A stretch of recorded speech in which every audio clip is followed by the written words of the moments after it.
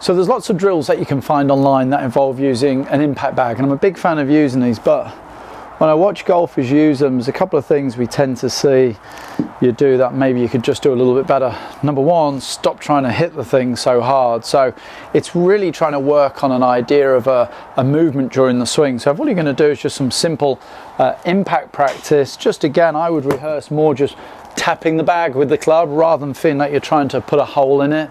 I'd even encourage you to turn the club around a little bit and just wallop it with the handle of the club. It seems to just take some of the hitting impulse out of it. But the big one that we're tending to see, and I think this is a bit of a swing flaw as well, is that in an effort to try and square up the face of the club, we start to get this trail shoulder for the right-handed players moving over and around. So if I'm going in this direction, I'm working on trying to square up the club face, and I'm going this way, well, you can see all that's going to do is shift the path left. Sure, I may get the club face closing, but now I'm just hitting shots that are dead left. So the technical point of it is just to watch that with the right arm. As we're coming down and into impact, this elbow pit will have a feeling of staying again facing forward.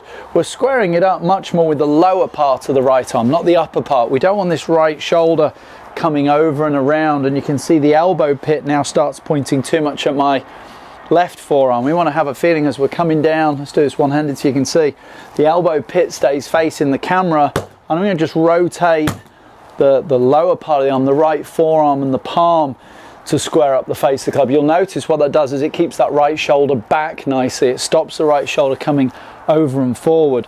So you could work this yourself very simply with the impact bag up to the top of the swing. Now just get that left hand off, slowly coming in with that right hand. Feel the elbow pit facing the camera, but then just rotate that forearm into the bag. Now, when you strike the bag, I would hold it for a second and check the feeling that the right shoulder is a little bit lower than where it was at address, and also a little further back than where it was at address. You've just got to guard against this kind of movement when you're simply smashing the golf club into that impact bag. And just be careful when you are trying to square up this club face, you're really trying to do it with the lower part of that right arm rather than the entire right arm coming out and over, because all that's going to do is get you shifting that path further and further to the left.